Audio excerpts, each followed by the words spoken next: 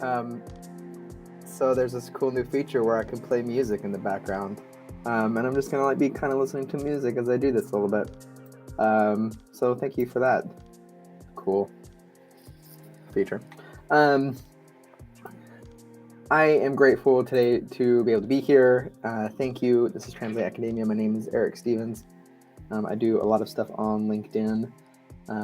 My background academically is a PhD in rhetoric, communication, and information design. So essentially, I got really good at persuasion and teaching it, and it was fun. And then I lost my job because of COVID, and a lot of things happened to where I'm here now, helping people, and it's really fun and exciting. Today, I have a good friend who's in town. And we were at the zoo today with my 2-year-old Max. And so I didn't get my post out as early, so I didn't have as many people engage with the call, but that's okay because I want to kind of do a little bit of a deeper dive into a single profile today for Suhashini. So thank you for volunteering your profile again. As I'm doing this, I think it's important for me to say thank you to a lot of people for being patient with me as I build in these beta trials and just trying to figure out what to do and how to do it. I really appreciate the patience that you have with me. Thank you. So let's go ahead and get into this. So first, we are going to look at Danish's profile. So thank you for letting me use your profile. All right. Make sure I'm still, okay, there we go. I'm still here, everybody. All right, so thank you so much for letting me use your profile. Rather than focusing on some of the visual aspects that we've talked about before, about the photo and the grayscale background, I want to really focus on 2 things today, the About section and your Education sections. Okay, so we're going to scroll down here. So thank you again for letting me use your profile. You'll notice when we scroll down that the About section is one of the first things that we see, and then the Featured section. And some others that we'll look at, sometimes it gets flipped. So About and then Featured, and then mine is, it goes from, why is that the video? Oh, it's because I'm live. Well, that's trippy. So coming down here to the Activity section is before the About section. So let's come over back here to Danish's profile. So I'm going to focus on this, and I want us to ask the question as a user would ask, is there enough to keep me, that makes me want to click that button? So I use culture to tell stories. That's awesome. That's great. I love this. From my beginnings as a corporate salesman, global tech communications and pharma, to my transition in international development and journalism, to my evolution to academia and book writing, every step of my career has been animated by developing and engaging narratives built on multiple cultural contexts in which I've lived and worked. As global marketing and communications professional, I use the same toolbox I used as, okay, so here's why I'm probably not going to push the see more button. I think this is an excellent thesis statement for an article or a longer bio, because you're setting up the things you're going to talk about. I expect if I were to click down, that you're going to talk to me about your beginnings as a salesman. You're going to talk to me about your transition. You're going to talk to me about your evolution. You're going to talk to me about every step of the way using cultural stories, right? Because my assumption is if you can do this, you should be doing it, right? And so I understand that there's going to be evidence there to support those different things, but give me something to get me into that. Because right now, this statement right here could be true of a whole lot of people. We want it to be true about you specifically. Let's go to down here and look at the Education section. Building on insights from years living in and throughout the Middle East, I sought to combine rigorous analytical toolbox of academic alongside the real-world applicable schools of practitioner. I think that's a cool sentence. At Duke, I trained as a scholar of transnational Islam, able to work across cultural and geographical contexts. Examples: combined coursework on Middle East, cool. Dissertation, tentatively titled, cool. Okay, so all of these things, right? This is the, I think, solid content right? But I wonder, what can we do with the genre that we're in? Is there something that we could do a little bit differently? This opens up as a story, and then it shifts into more of a list. It's not a bad way to go. You're still getting in the keywords and everything there, but it doesn't feel like it wants to be read as much as it does. And I'll say this as we're talking about the education section, that the most important thing is that you have content there and that it's intentional content. Don't leave it blank, and don't just give me your GPA, when you were there, and the title of your research. Give me more of a story like Danisha's doing. So well done. Good job. Okay, let's go on to the next profile. So Hasini, thank you for letting me use your profile again. So we're going to focus on the things that we were looking at previously. So coming down here to the About section. So as a kid, I was captivated by the wonders of science. My family is full of scientists, so it's no surprise that I wanted to become one too. Okay, and we'll notice something a little bit different in the one that we were just looking at, is that when you're writing for the web and when you're writing for small screens, it's good to use white space effectively. What I mean by that is this right here. This is a paragraph, or actually it's one sentence that takes up 4 lines. Rather, be really short and concise with your sentences. Don't make your reader have to hold their breath for so long while they read it, because then they'll just run out of energy. Like, they'll feel like they're running out of energy. If you're breaking it up with white space, then it becomes much more digestible. So it says, as a kid, I was captivated by the wonders of science. My family is full of scientists, so it's no surprise that I wanted to become one too. My love for science was ingrained in me from the very beginning when growing up with parents who were... Okay, so we're going to click into this, but I want to comment on it a little bit first, right? So this is good, where I'm getting into who you are as a kid and getting like where this drives.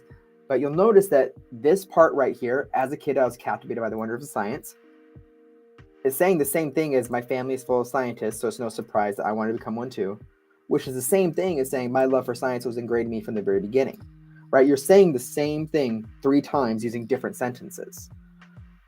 Rather than being repetitive, get to the conclusion and the value add faster. I've been in love with science ever since a kid, and that's why I want to become what, right? A computational scientist doing really, really cool things and all that, right? So we want to connect the things a little bit faster. Let's click into see more. So this is just an extension of that first sentence. I've always been fascinated by atoms and molecules. So now we're getting a little bit closer to what we're talking about, atoms and molecules. You could probably even combine this to this one sentence up here. So as a kid, I was captivated by the wonders of atoms and molecules. You accomplish everything that you wanted to accomplish, and you get to cut out all of this content right here. And you could put in a sprinkling, things like, as a kid with a family full of scientists, I was captivated by the wonders of atoms and molecules. When I started exploring the field of chemistry, it was a natural fit. By exploring the world of chemistry, I was able to explore my own curiosity, right? That's engaging. It's solid. It invites your reader to understand what that other curiosity is as well.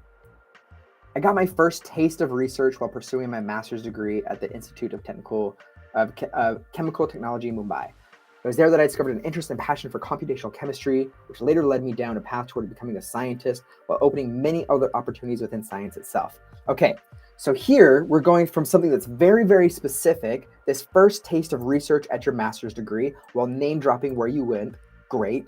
It was there that I discovered the interest and passion for computational chemistry. Right, so we're going to narrow, which is good. We want narrow, but then you go broad again, and you say towards becoming a scientist while opening many other opportunities as well. Even though this is where I stumbled across computational chemistry, I found out what would become one of my most exciting fields for me, as well as the beginning of these topics with very little experience under the belt.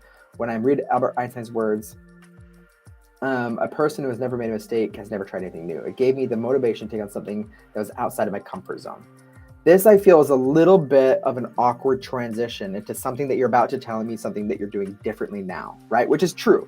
Fast forward to now. I'm a computational chemist by training, where my job is solving complex problems with the help of computational techniques.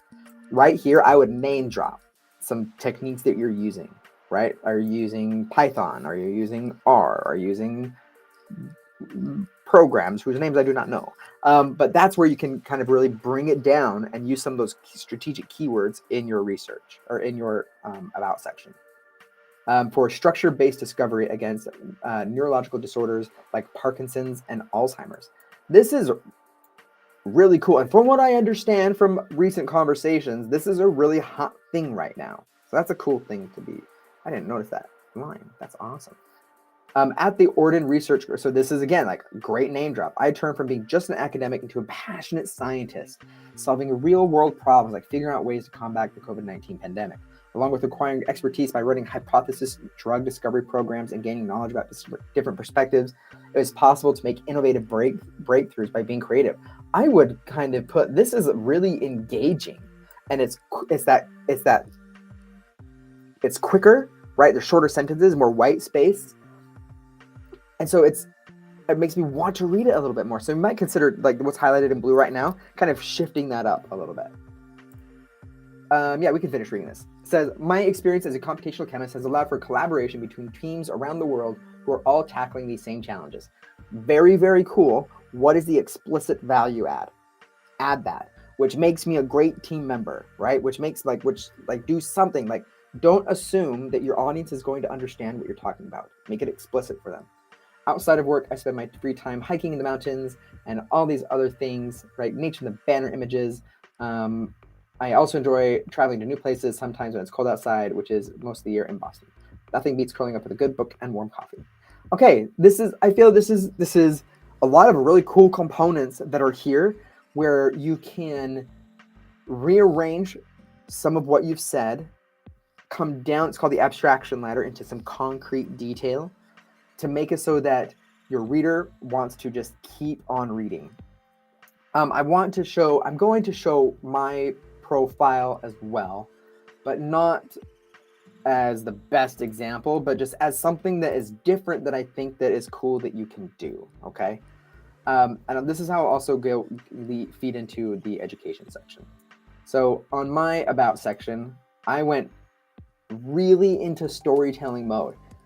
Rather than tell someone I can tell a story, I want to show them immediately that's what I could do. Okay?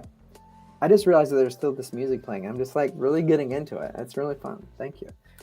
Music. I love music. So when I was in the 4th grade, I soaked toothpicks in cinnamon oil and sold them at school for 10 cents. School admin couldn't have a bunch of kids running around with toothpicks, so they banned them on the morning announcements. That has nothing, it's a cliffhanger, right? It's prompting people to click this thing.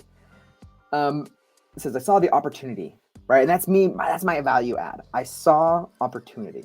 Ever since I was a kid, I've been able to see it. Free brand awareness. I broke the toothpicks in 2, making them less conspicuous, and charged 25 cents for each half. Later, after some growing up, I left sales and decided to earn a PhD in persuasion. Life was good. I loved teaching, and I thought that was my future. And then COVID happened. It is a narrative that hopefully keeps people reading, keeping people engaged, that works people through why they should be reading what they're reading in the first place. Okay.